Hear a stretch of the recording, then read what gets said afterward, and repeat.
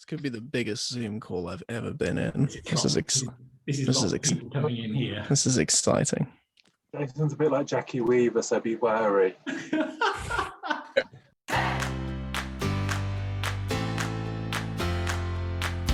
So in 2019, a team of staff and students at the University of Central Lancashire set out on an ambitious project. And this was to recreate a lost episode of Doctor Who. Mission to the Unknown, so we all know the history of it, was chosen, and we're going to delve into that story during our Zoom today. So I'm going to introduce our guests to start with, because we have a number of guests, and it's unusual, we've normally only got one, but we've got a number, so I'm going to introduce them. So first of all, welcome Marco Simioni. No Thank you very much. I knew I was going to get that wrong. We've got Dan Gilligan here with us. Hello, hello. We've got James Burgess. Hello. We've got Gary Tatham. Hello. How's it going? Andrew Island's with us as well, who was the producer and director. Andrew, your project, tell us how it came about. What were the origins of it? The origins of it really are always been fascinated by the 1960s production process, making TV. I did a PhD a number of years ago, which used similar techniques to remake Tooth and Claw from 2006 in the 1960s production method. And I was thought at that point that you could quite successfully recreate those production conditions in a modern day setting, and that would be a great way of authentically recreating a missing Doctor Who episode. And this was clearly the front runner of the choice, because it doesn't have the Doctor in it, so you kind of skip round that slightly awkward problem about recasting, and it's a standalone episode. I thought it'd be a great project for our students and graduates and staff to get involved in, and that was how it all came about. I can understand the rationale behind it, choosing the single episode. I think that's a really good idea. When you decided on a 60s Who, how quickly did you come to the conclusion that you had to go for the authenticity element of it? Well, just say that bit again, because you broke up a little bit. Okay, sorry about that. So obviously you chose a 60s episode. How quickly into the planning stage did you decide that authentic and sort of going down a more traditional route of sort of multi-camera? When did you decide that was the right way to set about the filming of the project? At the very, very start, at the very beginning, that was the idea, was to recreate it, stepping into the shoes of the people who had made it originally, and trying to, as close as possible, do it in the same time constraints, the same space constraints, and therefore the end product would be hopefully an authentic remaking of the original script. And I'm interested, what was the budget? I mean, presumably there's a budget behind this somewhere. What was it, and how did you manage to create what I think is a great and very authentic replication of what I think the episode would have looked like? Well, it's difficult to describe the budget in a sense, but I'm not avoiding the question. I'm just because obviously we've got a lot of resource in university which is there for us to use for student-based projects like this. So we didn't have to pay for physical resources and facilities, if you see what I mean. We did pay for the actors, of course. So we did support them in that way. Sure did. Big fan. It's very important. They're graduates, but it's us supporting our graduates, you see. And so the money we had, which was internally funded from the Faculty of Culture and the Creative Industries, is there to support student projects that enable different disciplines to come together. So we've done a similar project a couple of years previously around soap opera. So we did a project called Soap in a Week, where we created a new soap working with ITV, Coronation Street, Emmerdale. And then we did one around musical theatre for children in need. So each year we tried to do a big project like this, and it was sort of built into the budget of the faculty to do this sort of work. And then we did this one in 2019. So give me some of the story behind the casting and how all these wonderful people came together to form the ensemble. Okay, well, we've got a very, very good acting course. Sounds like I'm going to sort of like, promotional territory, but we really do. It's a real strength in the Faculty of Culture and Creative Industries. And we worked with Terence, who's the course leader, who put us in touch with graduates who he thought would fit the bill, ones who have fairly recently graduated, looked like they could just about pass for the right age ranges. That's why I went with graduates as opposed to current students. We also work with current students on some of the other roles. Gary, for example, is one of the delegates. James, who is he did many things for the production, but he was like driving Dalek number 1, I suppose, the hero Dalek, as I always called it. We worked with him on creating some props. And then sourcing a Dalek and then performing as a Dalek. So we just reached out and tried to use our contacts, I suppose, to get the right people together. Of course, another graduate of the acting course is Mandip Gill. And so it's good company and nice connections to, current Doctor Who as well. Oh, that's a really nice connection, actually. Marco, James, Gary, had you any foreknowledge of Doctor Who, and did you know what you were letting yourselves in for? I only became aware of Doctor Who probably a little bit later, just because I was born in South Africa. So when I moved, it wasn't really in the zeitgeist, as it were. And then when I moved, I think they did the big like relaunch with Christopher Eccleston. I think I was like 8 or 9 maybe.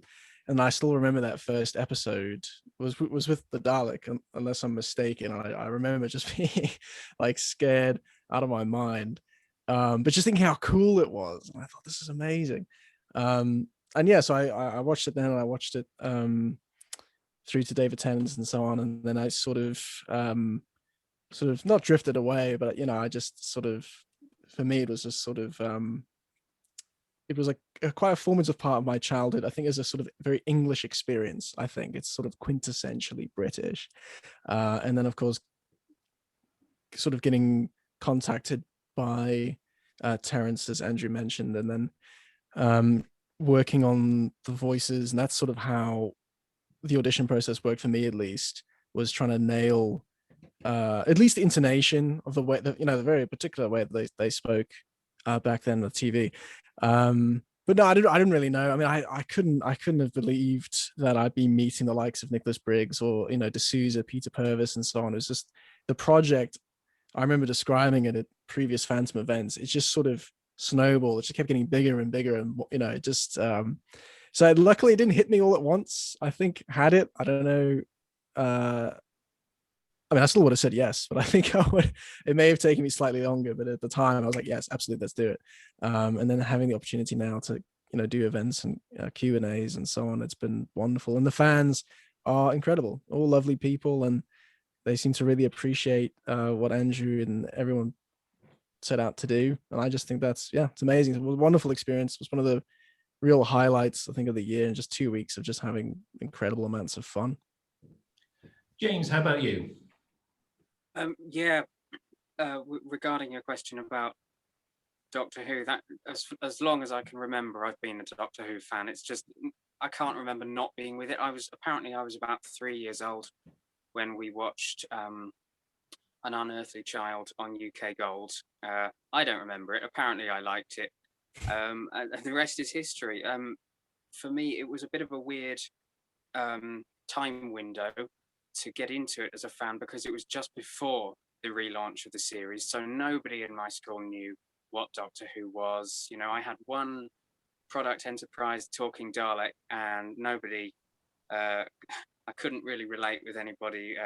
No one could relate with me about it. But then when the series came back, I think it really cemented my fandom, everyone around me knew I wasn't making this thing up, and yeah, it just snowballed from there. You know, you go to a Dalek event, you see all these wonderful Daleks people have built, and I said to my dad, when can we build one? And yeah, 3 Daleks later, we're still going. Gary, did you have pre-knowledge of Doctor Who? Okay, we're going to unmute you. That's great. That was almost smooth. We were almost getting away with it. Gary. Yeah, so I remember years when I was younger, when the new relaunch of Doctor Who with Christopher Eccleston and Billy Piper, I started watching it from then. And then I remember watching the series with David Tennant and Catherine Tate. Really enjoyed those episodes and series. But yeah, like I was contacted by Terence, like Marco was as well, and he basically said that we're doing the Doctor Who project for UClan. We're going to keep it authentic to the 1960s episodes, and we're looking for a black male to be one of the alien delegates. So I just jumped at the chance, really, and I thought, wow, like this is like the sci-fi dream. And then when it comes to doing it, again, it was literally like a snowball. I didn't really understand or know what I was putting myself into. Like the amount of support we had on Twitter and like just in general, you know, it was amazing. Like all the people that come to watch when we filmed the delegate scenes, it was literally like so surreal. It was so surreal. Like honestly, I wish I could go back and relive it. So yeah, that's something that I definitely am grateful for being given the opportunity to do. And finally, Dan, just quickly, the same question to you. Yes, I liked Doctor Who. My dad was was the one who got me excited about New Who coming back in 2005 because he'd been a big Tom Baker fan growing up, but not really massively into Doctor Who. It wasn't sort of something that was that I was aware of before 2005, really. And then yeah, I fell in love with the show after that point, and you know, it's I've even got somewhere downstairs. I mean, they're not technically canon, but I've got the DVDs of the Peter Cushing films as well. So, and I quite enjoyed those as a kid. Maybe I'll go back and watch them in the not too distant future now that I've suddenly thought of them. But yeah, I was a big fan of New Who. Hadn't really had the exposure to Old Who though. Okay. So, knowing that you were embarking on a project that was effectively a remake of a 60s program, you've touched on it all as you've given me your answers. You know, you have to either set out to make this a proper recreation, or you've got to put some of your own energy into it. How did you approach the roles that you were given, particularly Marco and Dan on this? And had you previously had experience of multi-camera? So what I'm trying to get at, I suppose, is doing a piece of TV like this, how did you approach it? Well, I remember Dan and I, we spoke about this at length, actually, how much like theatre it seemed to be, just because it was multi-camera. And Andrew was great, is that he had us, we were sort of rehearsing for basically half the project, which was great. So we knew everything we were going to do because they were still constructing the set, and we would measure everything out, and we'd have things standing in for like the rocket and so on. And then Andrew would have us basically just run the entire scene, which you don't really do with TV, or at least short. I was doing short films and stuff, and you'll literally just do like a take or a scene, but it would be the entirety of the scene, which was cool. And you just got to let it run, and we would find little moments, because also we were trying to make sure that it would line up timing wise, because we weren't being like massively anal in the sense that every line had to be as long, but we needed the length and the tone to sort of match up with the original. So there'd be time, I remember like Andrew would be like, no, too fast. Like at the end, you'd be like, no, you did that in like 10 minutes. It should have taken 50 or whatever it was. So yeah, I remember it being very similar to theatre, which was nice. And knowing that you could maneuver basically around the entirety of the set was just great, because you could just forget about everything else. And we had marks, which obviously we would try and hit, but then just knowing that there's 3 cameras and you can just sort of relax and do it, and they'll pick you up was fantastic. And being able to play with your scene partner like Dan, we got quite close, I thought, over those 2 weeks. I miss you, darling. You too. And it was great because we just got to have fun, and yeah. So I'm gonna stop rambling, but no, it was terrific, and it was quite freeing, I thought. Dan, how about you? I mean, it's one of these things where, a multicam thing wasn't something I'd done professionally up until that point. I'd only been graduated about a year or so. But, as Andrew mentioned at sort of the top of the show, if you like, we've got an excellent training course at UCLan. It may not be, a drama school, but it's drama school training. It's still classical training. And I would say, based on my experience of living in London around a number of actors, we get as good a quality, if not better, in some cases. But so in terms of the preparation for it, we were definitely in a position where it didn't feel, pardon the pun, alien to us, in order to work in that environment. And then, as Marco's kind of touched upon there, you've got then this process of breaking it all down and so on and so forth. But it's, as regards to sort of putting your own energy onto it and things like that, I think you kind of have to, even if you are recreating something, because you have to play the truth of the moment, and you have to play the authenticity within it. And so obviously you operate within a box of rules, if you like, and a framework to say, right, okay, well, there'd be certain modern sensibilities which you wouldn't employ because this is trying to recreate the vibe and the feel of the 60s. But within that, you've then obviously got your own room to play. If you wanted to completely parrot what the actors of the time were doing, then that would be a very different process altogether. And I think would probably feel a little bit more artificial, because the way they will have, every part is always influenced by your own personal experience in life, and your research into that character and all these things. So we ultimately don't share the exact same experiences as the original actors. We don't have the same upbringing. We're not even the same stage of our careers. So there's various things where it would have been impossible to completely recreate it word for word, beat for beat. And so, yeah, to be able to sort of put our own spin on it while staying in that 60s framework was good.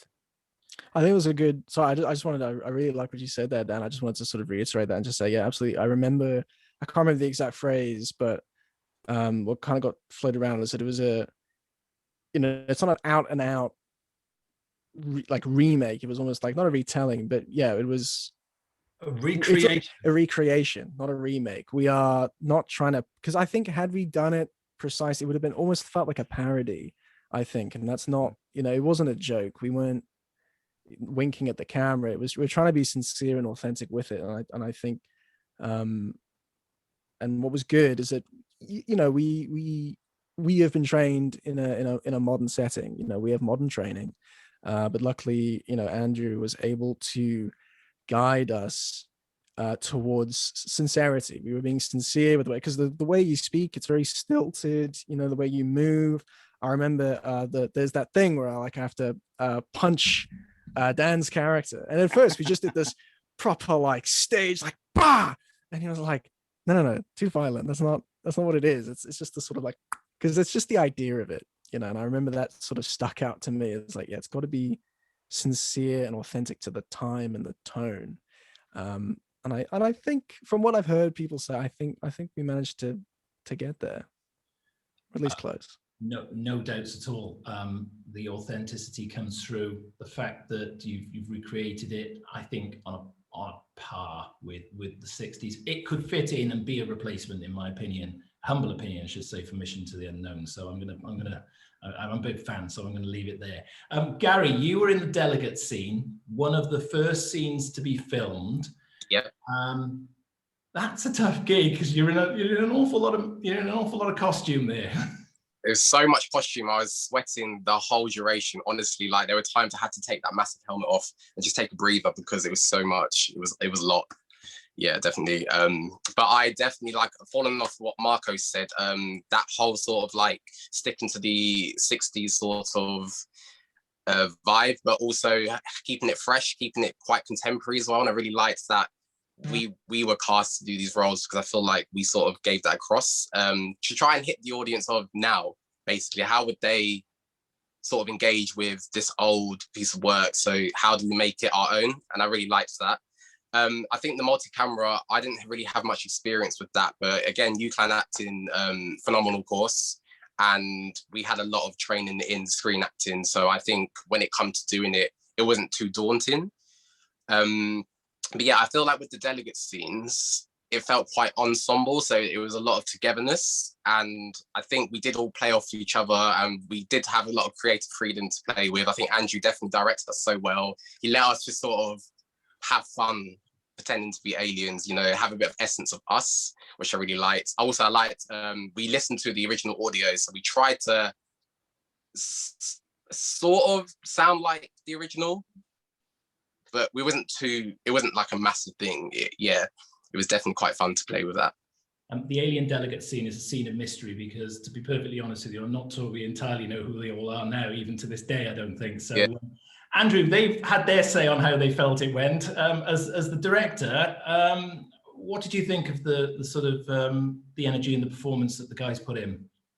Oh, I thought it was fantastic. I mean, it's the whole production is made or broken by the performances of the people on the screen. Yeah, it's TV. It's all about, you know, the human face and what it's telling you.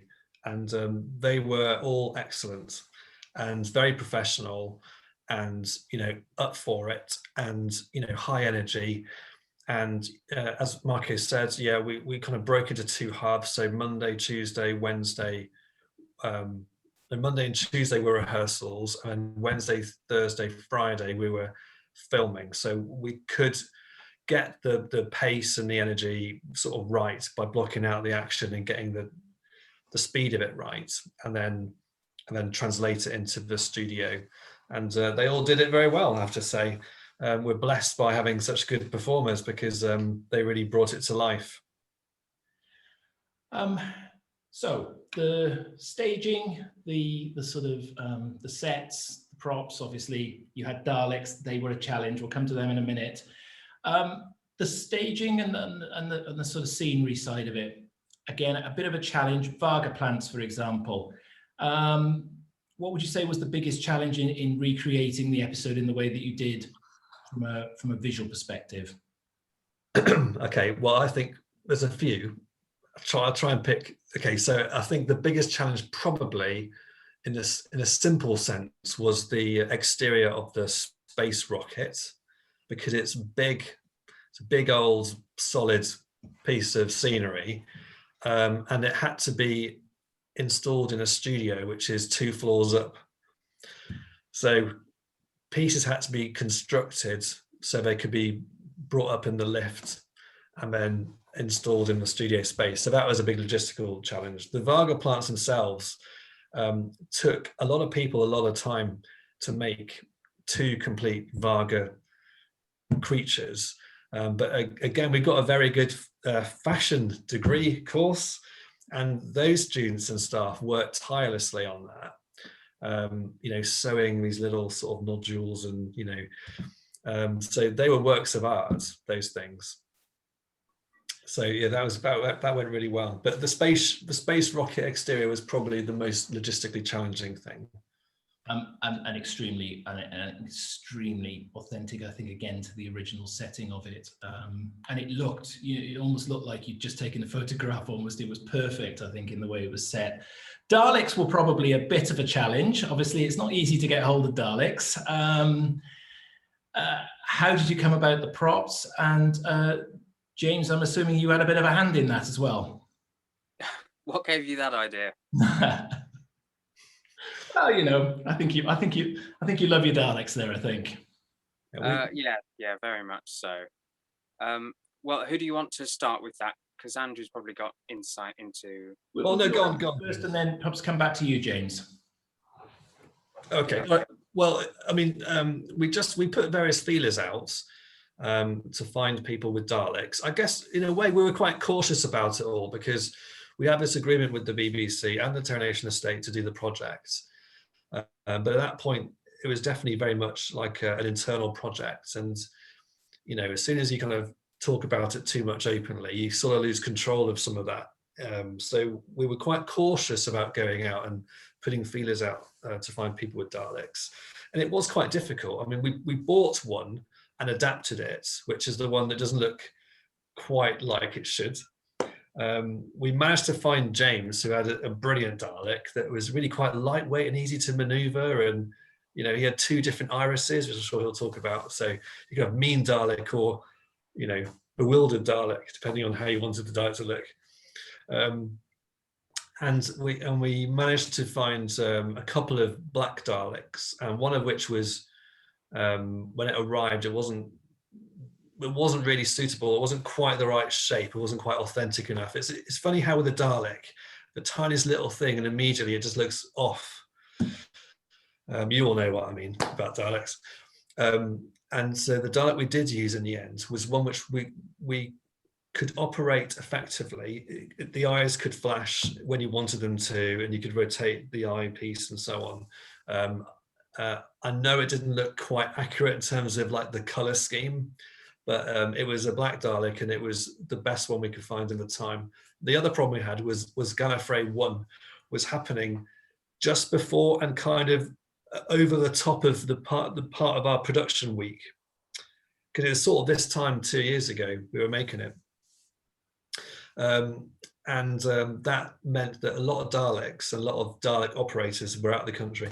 So that also had an impact. Go on, James, you pick up the story. Yeah, so there's a wonderful forum on the internet called the Project Dalek Forum for Dalek builders to go along. And that was where, because my Dalek story started about 10 years ago when me and my dad went to a sci-fi event at the National Space Centre in Leicester, and they were trying to hit the world record for the biggest number of Daleks all in one place. And as Andrew said, you can have a whole room full of Daleks. They will all look completely different from one another. Some of them will be shaped a bit differently. Some of them, the paint jobs will be completely different. So I completely agree with what he's saying. So we saw that the feelers had been put out on that forum for Mission to the Unknown. And so we got in touch and offered to help out. We weren't going to do Gallifrey 1. It's not really our kind of thing. We do fundraising events with our Dalek, but not, the thing about a Dalek that not many people think of is you've got to transport it, and that means you've got to take it to bits, and you've got to put it in your car, and then fit yourselves in so you can drive it around. So yeah, it was quite an ambitious thing for us based in Northampton to go up to Preston to film for 3 days, but I'm very glad that we did, because it's 3 of the best days for us.